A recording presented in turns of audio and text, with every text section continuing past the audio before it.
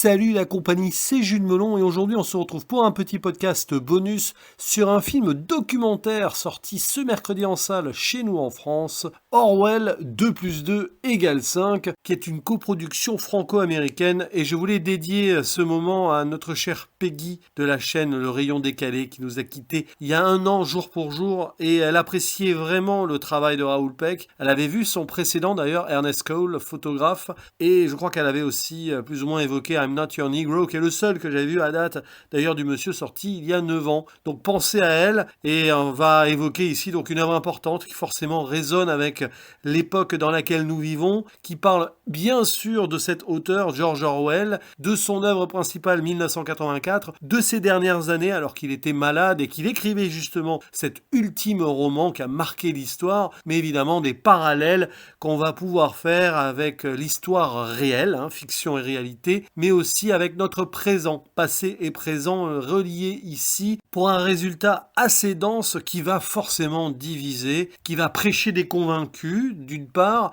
et qui va énerver certaines personnes qui sont, on va dire, plus à droite sur l'échiquier politique. Oui, je l'annonce, c'est un film très engagé, très humain et très lanceur d'alerte qui va peut-être pour certaines personnes sonner comme trop tardif, mais qui est un rappel à l'ordre nécessaire par rapport à tout ce qui peut se passer aujourd'hui dans nos, entre guillemets, démocraties, parce que c'est un peu ce que le film dit aujourd'hui aussi. Est-ce que notre monde actuel n'est-il pas en train de verser vers une sorte de totalitarisme à pas déguisé ou non? C'est ce que Raoul Peck énonce ici avec les mots de George Orwell à travers aussi donc ses pensées, ce qu'il a couché dans sa fiction 1984, sa vie, son histoire, sa jeunesse, son évolution et donc les derniers écrits qu'il a pu faire, y compris donc en termes réels, au-delà donc de 1984, dans un ultime journal qu'il a rédigé ces derniers jours, donc alors qu'il se reposait, que ce soit à l'hôpital ou sur une île écossaise qui nous est présentée au début, l'île de Jura. Et nous sommes ici en présence d'une évidence à mes yeux. Alors évidemment, c'est totalement attendu. Tout ce que j'ai vu dedans, j'aurais pu l'imaginer si on m'avait dit tiens, quelqu'un a fait un documentaire sur Orwell en faisant des parallèles avec notre monde. D'autant plus que je l'ai déjà traité dans certaines séquences. Je suis enseignant au lycée en anglais et dans certaines disciplines, notamment de spécialité, où à l'époque, avec mes terminales L, j'avais déjà questionné cette idée-là. Évidemment, il y avait déjà plus ou moins Trump sur son premier mandat. Il y a eu aussi beaucoup de choses, notamment à travers la surveillance de masse qui avait été dénoncée par Snowden. Tiens, aux surprises, Trump et Snowden sont évoqués et on les entend dans ce documentaire. Et de nos jours, le monde va pas forcément mieux. On s'enlise de plus en plus, un petit peu du coup comme si on voyait ce mur arriver depuis longtemps, mais que plus on s'y approche, plus on accélère pour y rentrer dedans. Mais où il est le mur justement? Est-ce qu'on ne l'a pas déjà franchi d'une certaine manière? Est-ce que nous sommes pas déjà hébétés un peu face à tout cela? Il suffit aussi de voir ce qui se passe en France. D'ailleurs, je le disais, franco-américain de production. Oui, vous verrez certaines personnalités politiques de chez nous, du président à une certaine opposition d'extrême droite qui bientôt ne le sera peut-être plus. Donc le temps presse. Parallèle historique bien sûr, avec tous les régimes totalitaires qui ont pu émailler notre monde, le nazisme, le fascisme, le franquisme, le stalinisme. Parfois, ça nous est balancé de façon quasi épileptique. Alors, j'exagère un peu, mais il y a beaucoup d'informations qui se succèdent avec des moments de guerre, des moments de discours, des mensonges, la contre-vérité. Alors, je reviendrai sur ce point très vite. C'est parfois vertigineux et on pourrait s'y perdre ou regretter que certaines choses ne soient pas plus approfondies. Mais c'est aussi cette confusion-là qui est un geste de Raoul Peck pour nous montrer du coup comment notre monde rend, on va dire, la population confuse, à l'image de ce que décrivait George Orwell dans son monde de 1984. Évidemment, pour mieux manipuler les masses, on va un petit peu utiliser certains procédés, certains stratagèmes qui contrôlent parfaitement même la vérité. Et évidemment qu'on les a, les parallèles. C'est d'une évidence absolue. On part, par exemple, là, au début de ce documentaire, sur le slogan du parti, donc dans 1984, qui est la guerre, c'est la paix, l'ignorance, c'est la force, l'esclavage, c'est la liberté, en nous dressant quelques petits exemples évidents. Alors, ça va, on le savait déjà, c'est pas nouveau, mais c'est un rappel à l'ordre, et puis ça permet aussi aux personnes qui tombent pour la première fois sur ce genre de documentaire qui fait certains parallèles, que oui, il y a des trucs, hein, notamment les fake news, alors l'intelligence artificielle de la surveillance, tout ça, évidemment, c'est renforcé, c'est-à-dire qu'on est dans l'ère post-Snowden, qui avait dénoncé certaines choses en ce sens, mais maintenant, on peut aller encore plus loin. La contre-vérité, les post-vérités trumpiennes, trumpistes, comme vous voulez, qui évidemment sont de plus en plus utilisées dans le monde. Il y a Poutine, la guerre perpétuelle contre le terrorisme à l'époque de George W. Bush, ça n'a pas évolué, c'est un peu même plus insidieux, je dirais, encore de nos jours. Et évidemment, on trouve des boucs émissaires, ceux qui sont proches du peuple. Et donc là, Orwell déjà le disait plus ou moins, et c'est ainsi d'ailleurs qu'on va découvrir pas mal de l'homme, si on ne le connaissait pas avant ce documentaire, c'est que la révolte, la réponse, elle n'est que par le peuple, the pros, les prolétaires. Et évidemment, c'est l'engagement de Raoul Peck, hein, qui est un homme du peuple, qui a été ministre à Haïti, et qui continue ici son combat à travers quelque chose de très frontal, hein, n'y trouvez pas la moindre subtilité, mais ça énonce des faits, hein. On se retrouve juste face à cela, à ce flot d'informations, d'histoires, de tragédies passées et présentes, en lien avec cette fiction qui est de plus en plus réelle, autrement dans notre réalité, hein, c'est un peu ça, et c'est vrai que le film aime bien faire ce va-et-vient historique, et donc entre le vrai et la fiction qui finalement, du point de vue d'Orwell, allait arriver, c'était un peu sa peur, et on comprend aussi mieux pourquoi il en est arrivé là. D'où aussi du coup le parti pris biographique ici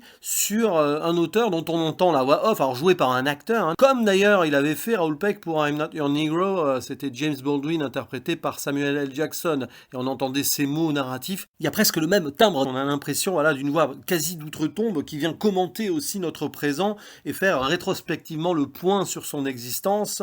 Orwell, on le voit, il est né dans une classe moyenne haute, il a été aussi un des rouages de l'impérialisme britannique, un peu malgré lui quand il était en Inde et qu'il a été envoyé en Birmanie. Du coup, il y a un lien entre le passé de la Birmanie et le présent. On voit comment il est devenu plus révolutionnaire, même s'il a eu conscience de sa classe moyenne et que il ne considérait peut-être pas la classe pauvre comme elle l'était vraiment dans la réalité. D'où aussi quelques liens avec le cinéma de Ken Loach, parce que oui, il y a beaucoup d'extraits, évidemment, de reportages, de discours historico-politiques, mais aussi de fiction. Ça, c'est intéressant, il y a beaucoup de choses. C'est un film vraiment, comme je le disais plus tôt, très dense et difficile à analyser comme ça. Mais donc, comment, voilà, il a pu aussi devenir vraiment quelqu'un du peuple, si vous voulez, de combatif, par exemple, contre Franco pendant la guerre civile en Espagne. C'est ainsi, d'ailleurs, qu'il a pu devenir cet auteur plus politique, La ferme des animaux, et jusqu'au bout, 1984. Tout ceci paraît être une énonciation dite comme ça dans un simple podcast,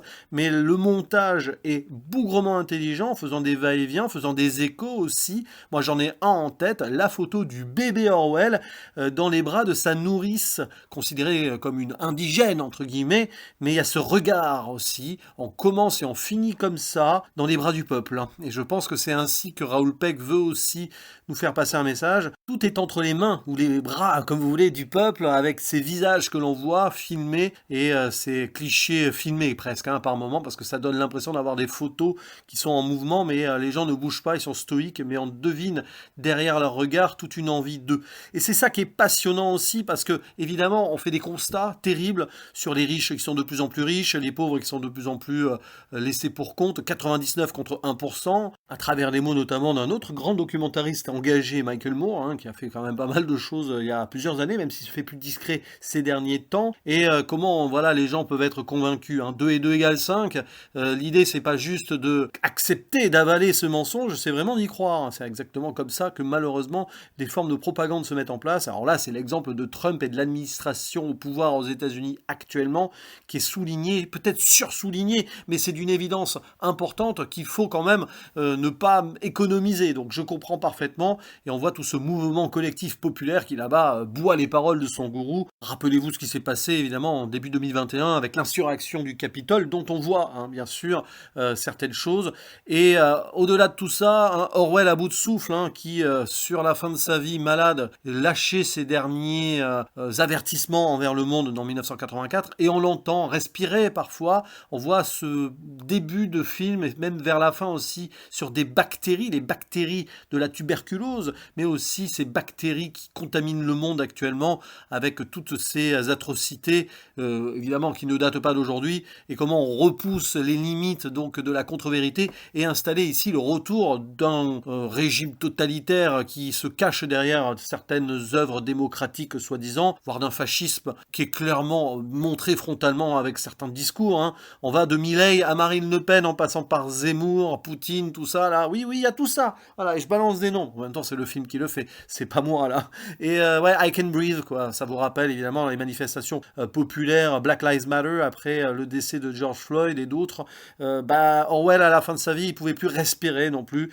Mais maintenant, c'est au monde peut-être à nous de reprendre notre respiration, de reprendre notre allant. Est-ce que c'est possible? Est-ce qu'on peut être optimiste? La finalité ne le dit pas. Hein. Il va falloir se bouger les fesses, quoi. Il va falloir, même si on est moins nombreux en apparence, et je dis bien en apparence, parce que moi j'ai encore un peu foi en l'humanité, enfin j'y crois, j'espère, j'ai envie, parce que sinon, hein, à quoi bon? Voilà, continuons à vivre et ne pas nous laisser envahir par ces médias, par ces puissants qui balancent des trucs à répéter à tout va, des choses qui sont complètement ahurissantes. Certaines personnes se font avoir, y croient, et du coup ça crée une haine montante de confort aussi hein, pour certaines personnes.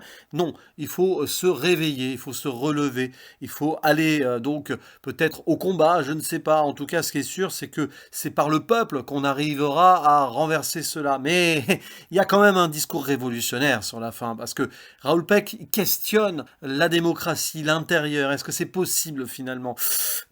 Ça, je vous laisse seul juge après avoir vu ce documentaire qui en dit long et qui est quand même fort passionnant, qui est un vrai coup de poing. Il me marque. Hein. Je ne sais pas si ce sera au point d'un soundtrack to coup d'État que j'avais découvert en fin d'année dernière et qui a fini dans mon top 2025.